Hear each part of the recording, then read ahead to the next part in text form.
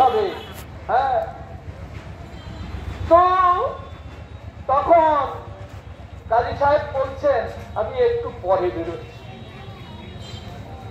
একটু পরে কাজী সাহেবকে তারা নিয়ে মহাপ্রভুর কাছে।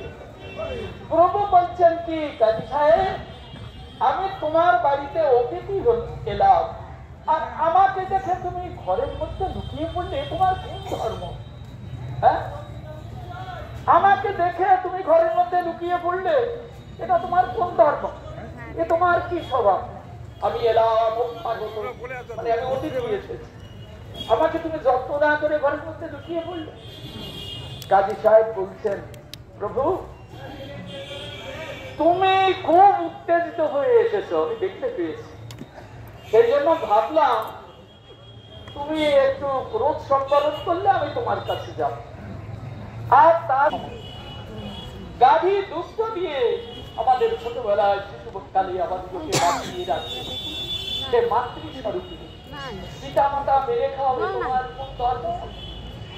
কাজী সাহেব বলছেন কি ভাগ্নে তোমারও তো ওই ধর্ম আছে, কেননা হোমের যজ্ঞ আছে, অশ্বমেধ যজ্ঞ আছে, তোমরাও তো মারো।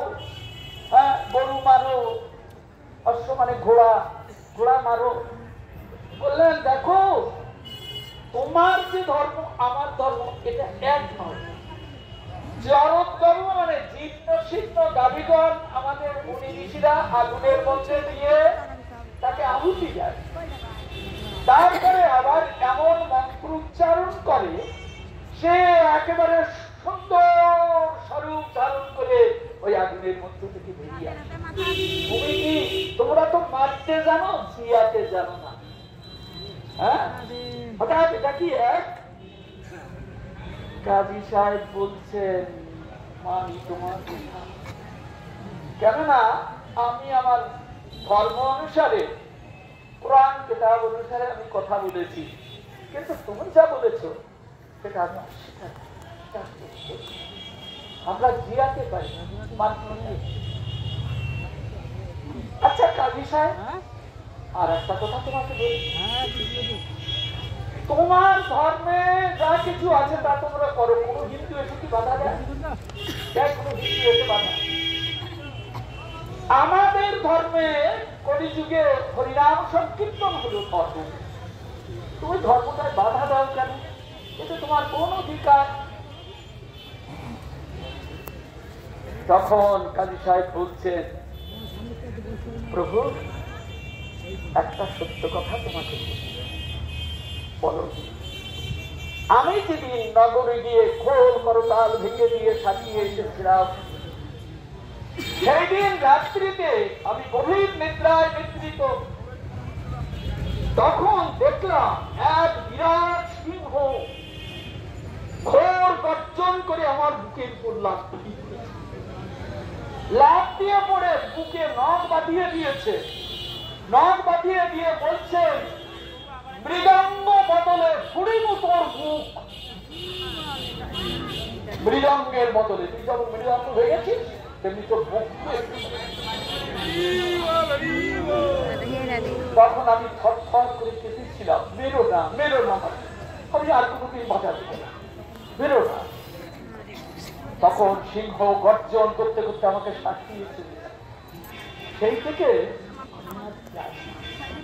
আর একটা ঘটনা, আমার যারা হরিনামে বাধা দিতে যেত, বাধা দিতে গিয়ে তারা খুব করতাল ভেঙে দিয়ে আসবে। এই তো আমার কয়েকজন বিশেষ প্রায়জার এই 2-3 দিন আগে আমার কাছে এসে বলছে কাজী সাহেব আর হরিনামে বাধা দিতে পারছি। বললেন কেন, তোদের কি হচ্ছে? বললেন কাজী সাহেব আমি রাত্রিতে শুয়ে আছি, দেখছি উল্কা বৃষ্টি হচ্ছে, আর সেই বৃষ্টি উল্কা বৃষ্টি আগুন জ্বলছে, সেই বৃষ্টির আগুন আমার মুখের উপর এসে পড়েছে, এই দেখো ফুলে ফুসকা হয়েছে মুখে, এই দেখো দাড়ি ফুলে গেছে, উল্কা বৃষ্টি হয়েছে মুখের উপর আর মাথার। এইভাবে মহাপ্রভু শুনলেন, শুনে এইবার বলছেন তবে এইবার কি আর হরিনামে বাধা দেবে? কাজী সাহেব তোমার মন্তব্য কি? আর হরিনামে বাধা দেবে? বললেন না, আর কোনোদিন আমি হরিনামে বাধা দেব না।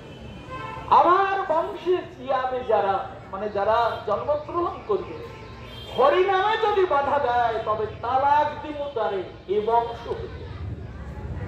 হরিনামে বাধা দিলেও তাকে এই বংশ থেকে আমি তাড়িয়ে দেব।